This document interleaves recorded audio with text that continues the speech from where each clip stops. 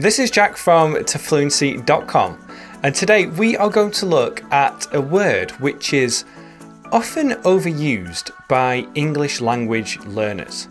And what we're going to do today is talk about the situations in which I feel too many learners use this term and what to say instead. The word or the structure here is will. I will, she will, he will, I'll, she'll, he'll, etc. Will is often known as the future simple, but it's actually a modal verb. And I think this labeling makes learners overuse this word. So they think about the future and they think, okay, the future's simple. I'm going to use the future simple to talk about the future. But there are two much better alternatives to be used in the situations we're going to discuss in this video. So by the end of the lesson, you're going to have a clear understanding on these structures, also when to use will, and I'm going to test your knowledge too. So I'll have 3 questions for you later on to test your knowledge of this subject. And before we get started, it's okay if you make mistakes in English. It's okay if you sometimes overuse words, but this video is really going to help you with your accuracy. And also know that talking about the future is difficult in English. A lot of learners find this hard to do, and this lesson is going to help you with that. So, to help me explain this, let's think about an imaginary situation. Let's say that you are currently in a business meeting in Atlanta, Georgia, USA. And Atlanta is a fantastic city to visit, by the way. But let's say you're in a business meeting and you're meeting some suppliers. They are trying to sell you their paper for your paper company in Europe. And at the end of the meeting, they ask you, what are your plans for the rest of your time here in Atlanta? You have plans to visit the World of Coke. You have plans to go shopping.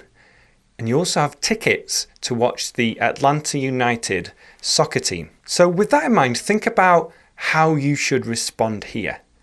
I'll just leave this on your screen now and just take a few seconds to construct some sentences. A lot of learners will say things like, tonight I will go to the World of Coke. Tomorrow we'll do some shopping. And then later on we'll watch the soccer game. But when talking about your plans for the future, use these 2 forms instead. Be going to, and also the present continuous. Now, these 2 structures can be quite flexible, but there are some small differences, and you're going to see those now. Here are some good example sentences. Tonight, we're going to the World of Coke. Tonight, we're going to the World of Coke. Tomorrow, we're going to do a bit of shopping. We're going to do a bit of shopping. And then later, we're watching the Atlanta United game. We're watching the Atlanta United game.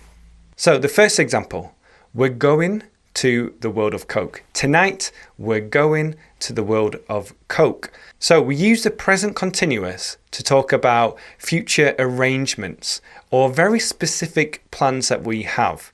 We have a time to go to the World of Coke at 8 o'clock. So we're going to the World of Coke at 8. Tonight we're going to the World of Coke. The second sentence uses be going to. Tomorrow we're going to do a bit of shopping. A bit of shopping. That's a good collocation to know. A bit of shopping. And the be going to plus infinitive is a really good structure to know, because once you get the first part correct, I'm going to, I was going to, we're going to, you just add the infinitive. I'm going to do it. I'm going to see him. I'm going to play tomorrow. Now we use this for things like shopping and exercise and housework. Or when we have a plan to do something, but we don't have a specific arrangement for that yet. Here are 3 more examples. I'm going to head to the gym later. To head to the gym means to go to the gym. We're going to spend all day cleaning tomorrow. We're going to spend all day cleaning tomorrow. Are you going to do that thing tomorrow? Are you going to do that thing tomorrow?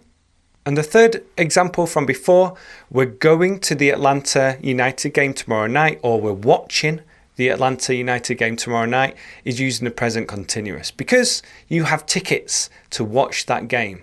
There is another way as well to talk about future plans that not many people teach, and it's simply to give a statement using have or have got. Instead of saying we're going or we're watching the Atlanta United game tomorrow night, you can simply say, well, we have tickets for the Atlanta United game tomorrow night.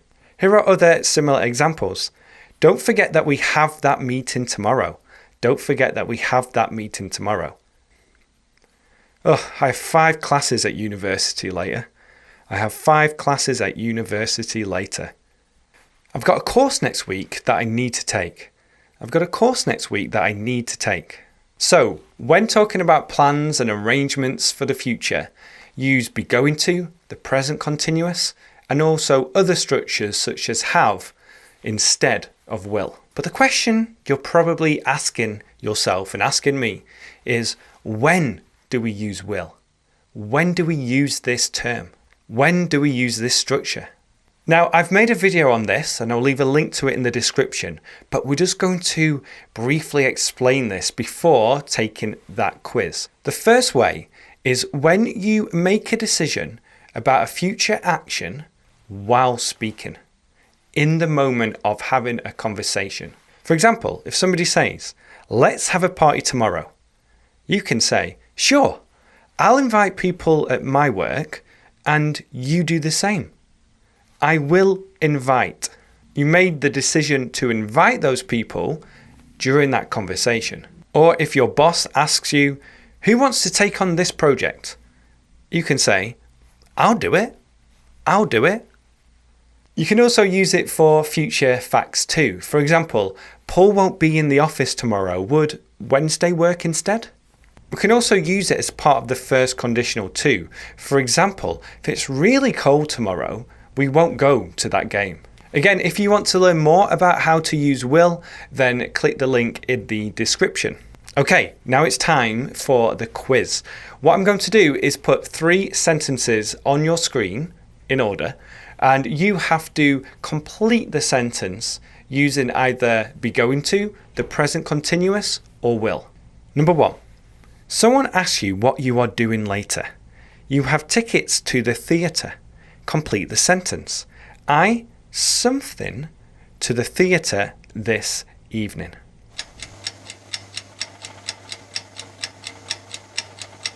I'm going to the theatre this evening.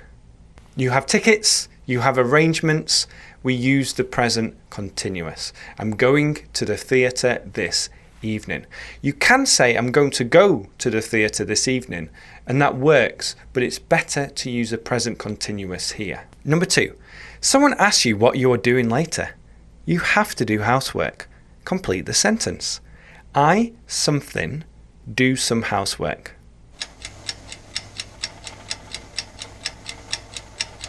I'm going to do some housework.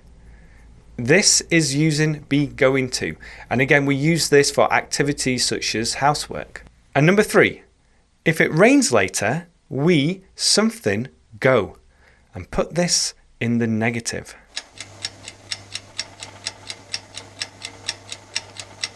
If it rains later, we won't go. Or if it rains later, we're not going to go. Both of those are correct, and we can use be going to or will when using the first conditional. Hopefully that wasn't too difficult, that little mini quiz, but now I have something that might be a little bit more challenging for you. What I want you to do is to leave a comment below and just tell me what you're doing tomorrow. It's quite simple, but think about the different tenses you can use and the different structures you can use to be accurate when answering this question. So go into the YouTube comments and just type on your phone or on your computer and tell me what you are doing tomorrow. And then subscribe to this channel if you are new, turn on the notification bell, like the video, and share the video as well. It's quite a lot of things to do there, but sharing this video will help me reach more people, and it's also a good thing to do. So click that share button. And while you're here, why not watch another one of my lessons? I'll leave a couple on your screen now. Again, thank you so much for watching, and I'll speak to you soon. Bye bye.